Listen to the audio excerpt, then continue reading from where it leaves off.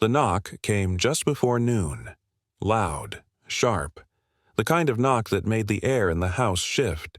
On the porch stood 3 men in police uniforms, badges flashing in the sunlight, sunglasses hiding their eyes, their posture stiff with false authority. "Open up," one barked, voice booming loud enough for every neighbor to hear.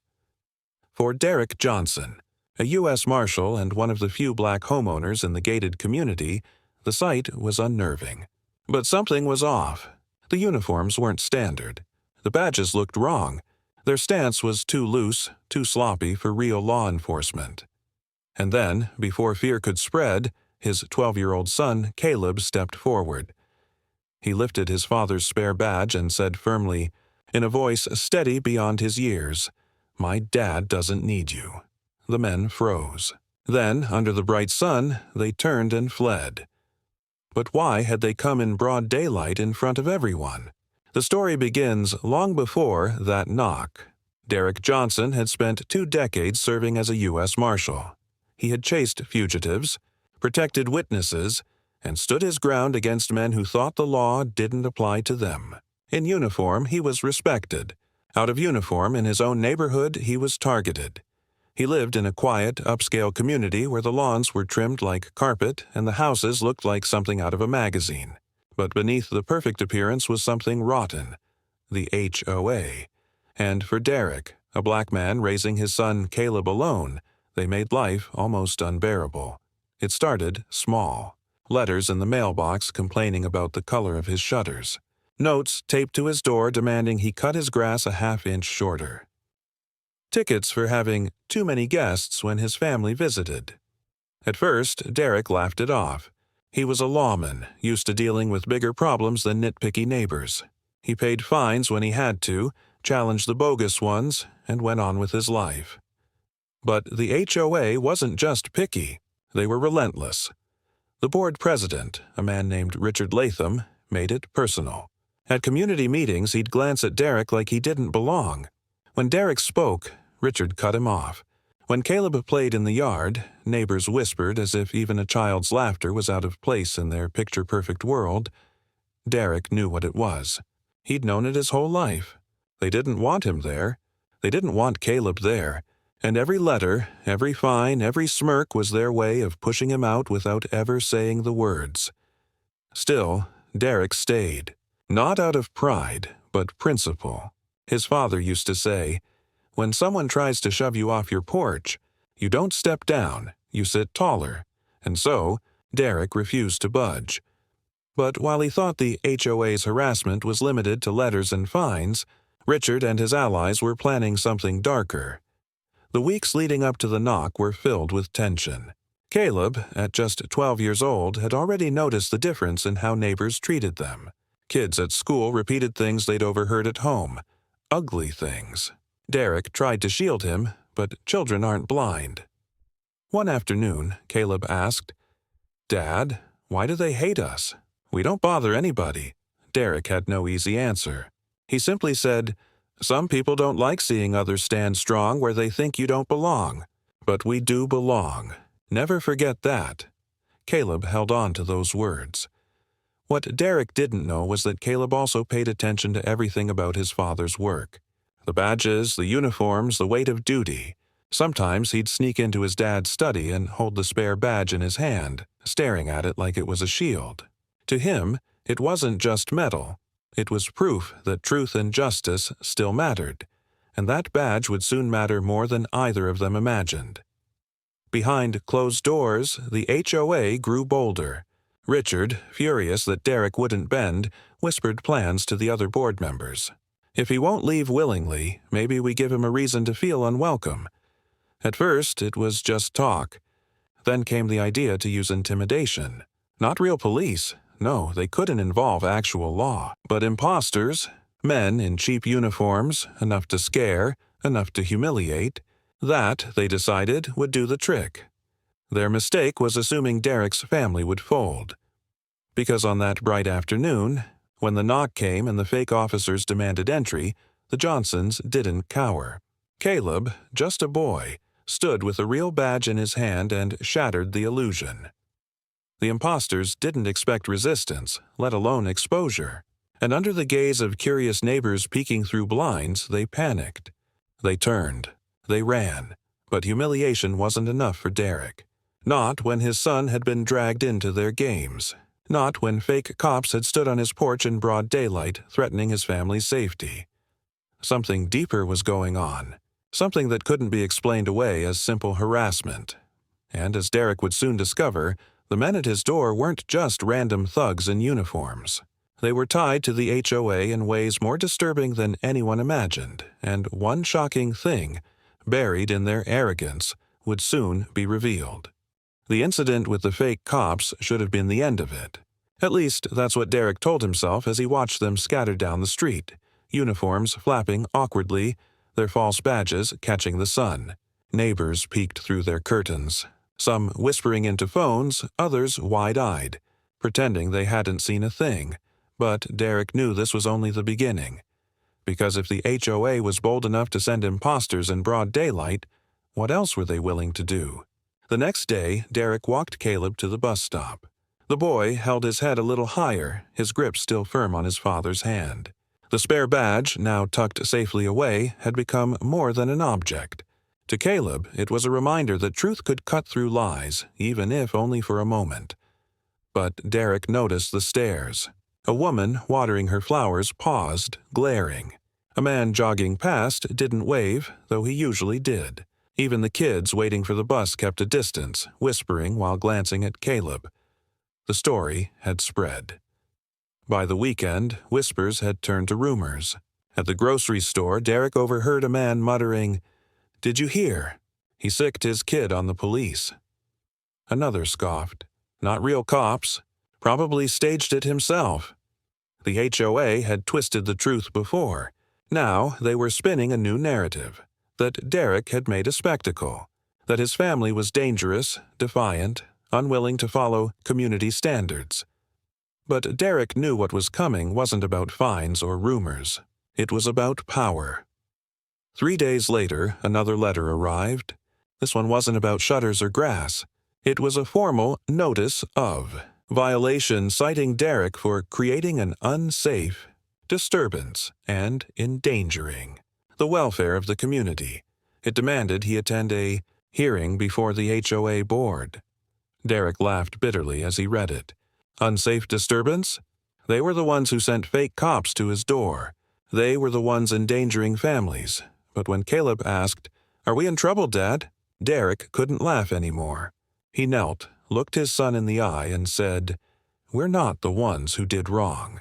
Remember that." Still, the pressure mounted. Anonymous notes returned. Only now they weren't complaints, they were threats. "Leave before it gets worse.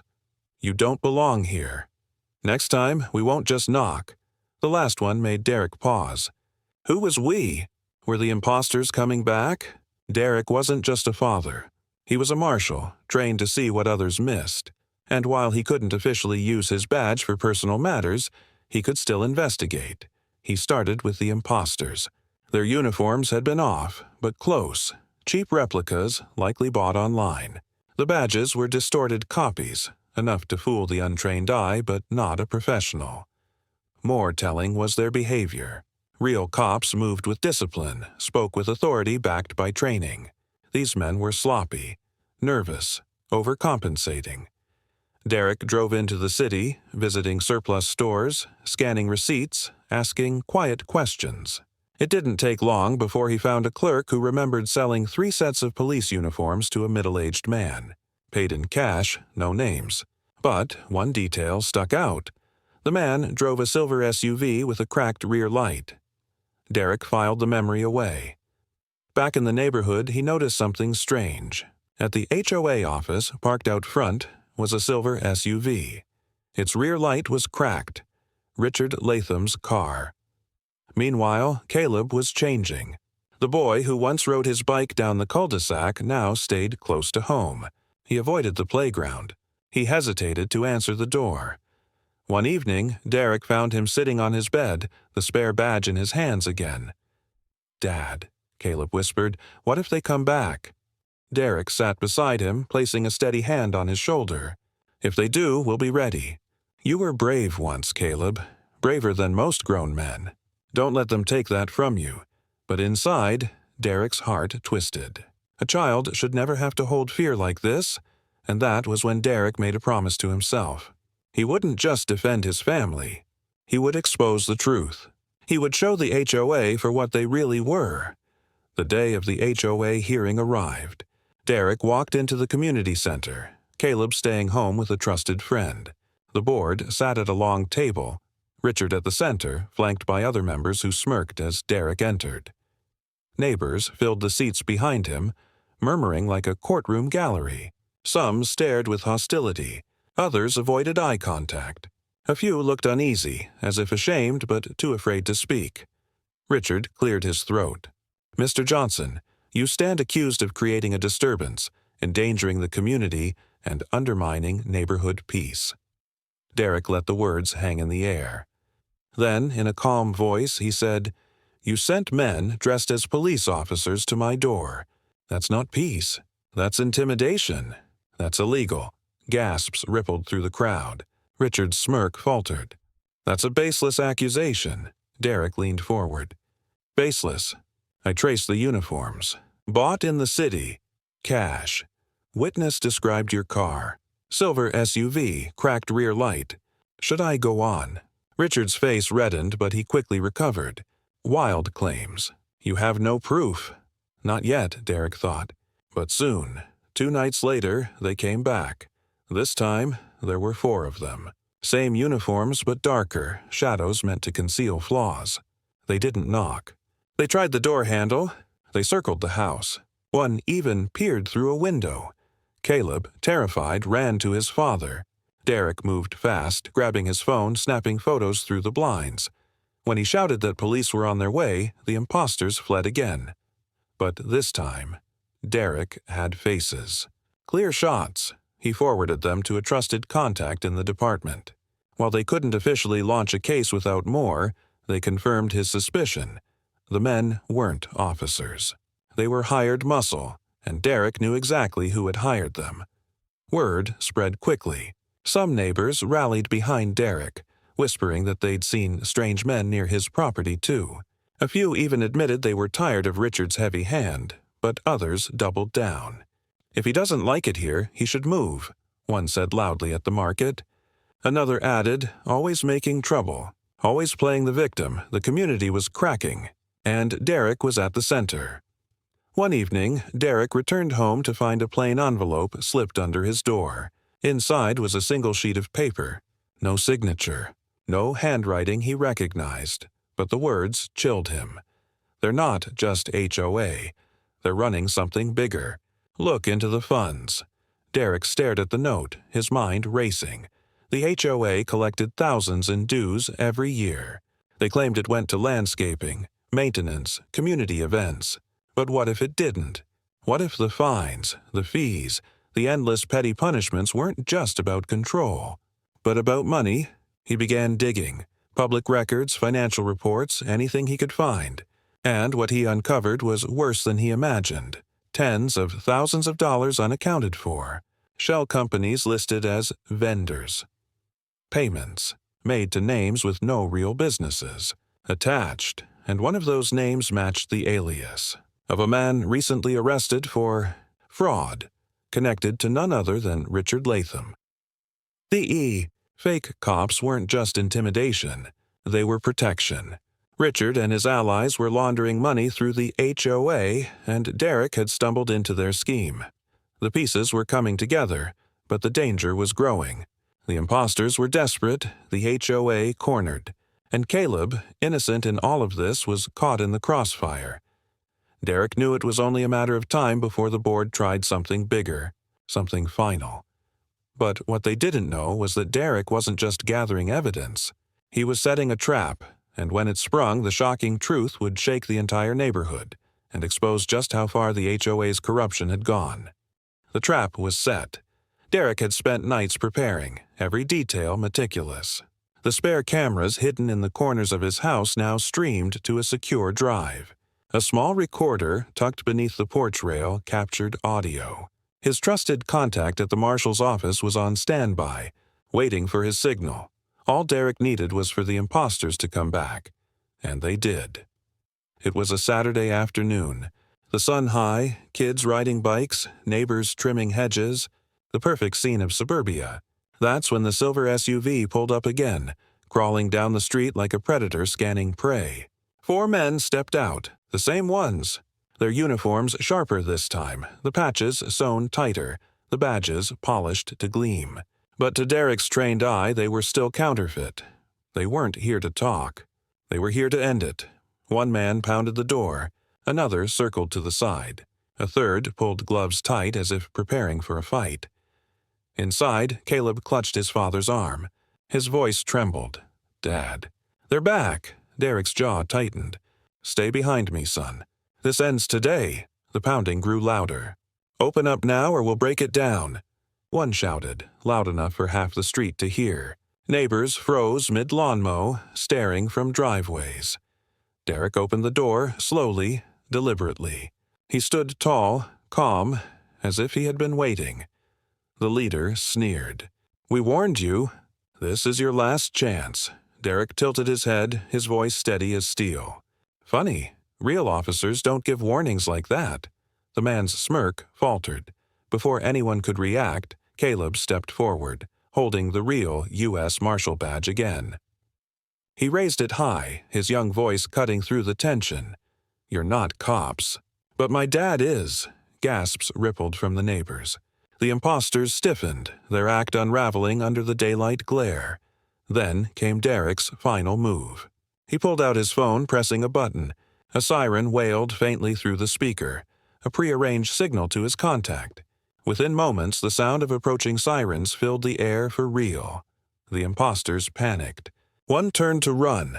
Another muttered, "It's a setup." The leader tried to hold his ground, but sweat beaded on his forehead.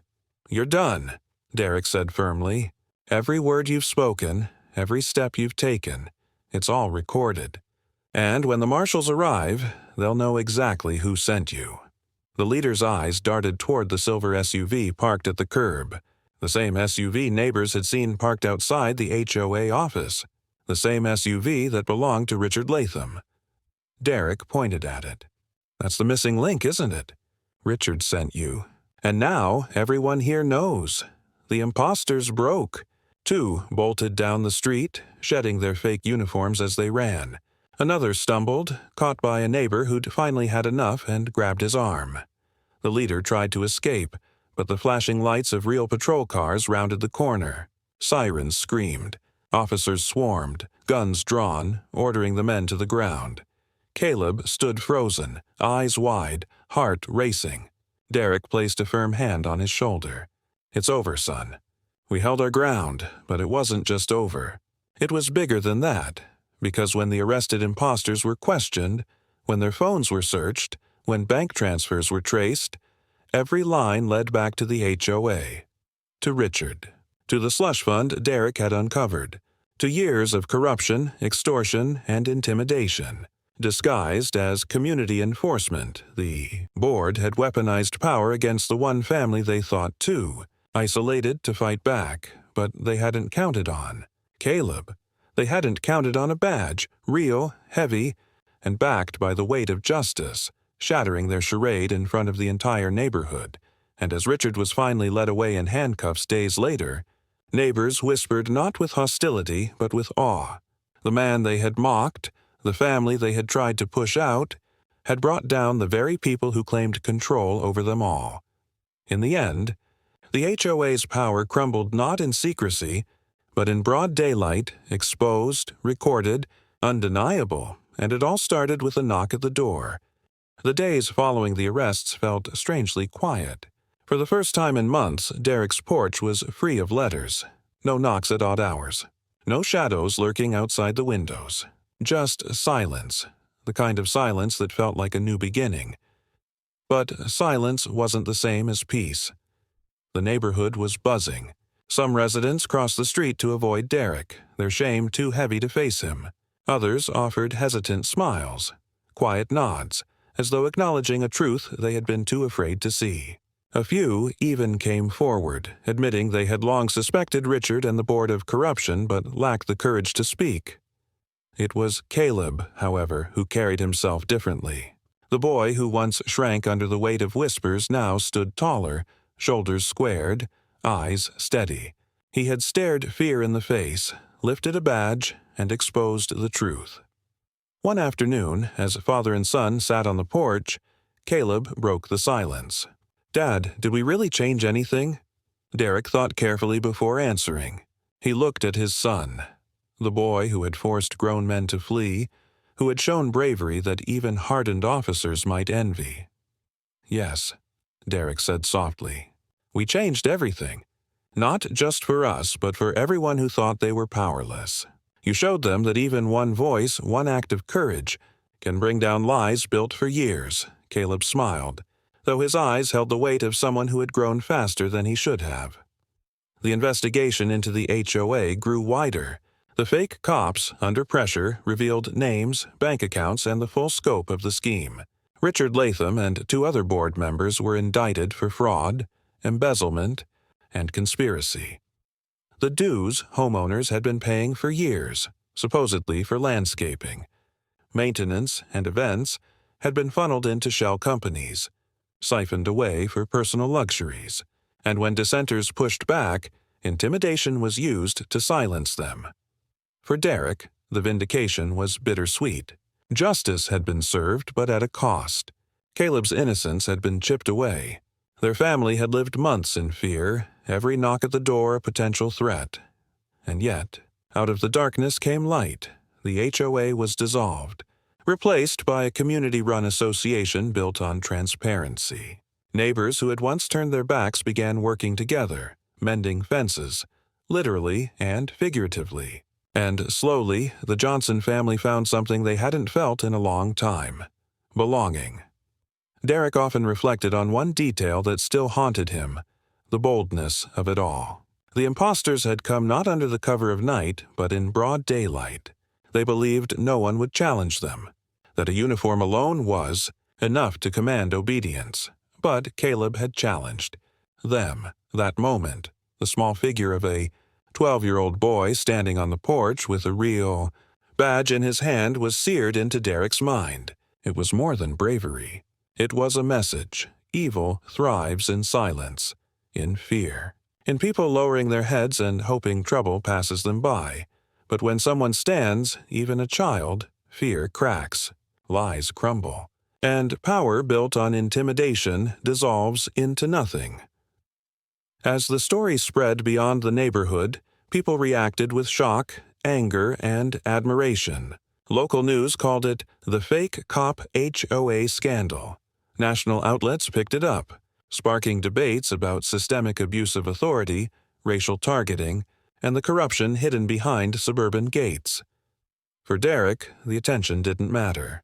What mattered was that Caleb understood the lesson, that strength isn't measured by age or size, but by the courage to act when it counts. And for the community, the scandal was a turning point. No longer could anyone claim ignorance. No longer could whispers excuse injustice. The Johnsons had forced the truth into the light, and once truth is seen, it cannot be unseen. On the porch one evening, as the sun dipped low and the air turned golden, Derrick watched Caleb toss a basketball in the driveway. The boy laughed, carefree again, but with a quiet confidence in his steps. Derrick thought back to the knock, to the fear, to the moment Caleb raised the badge and spoke words that toppled an empire of lies, and he asked himself, how many families suffer in silence? How many are pushed out, intimidated, erased because they believe they can't fight back? He knew the answer: too many. But maybe, just maybe, this story would remind others that even in the face of power, courage matters. That sometimes the smallest voice can break the loudest lie. And so, as this story closes, ask yourself this: if injustice knocked on your door, would you have the courage to stand tall, to hold your ground, to expose the truth? Because sometimes the difference between fear and freedom is just one brave choice. If this story moved you, don't let it end here. Watch our previous video for another powerful story of resilience and truth. And don't forget to like, Ikoga senitan higa klio hidden barna de duren. Share and subscribe, because your support helps these stories reach the world, shining light where others would rather keep it dark,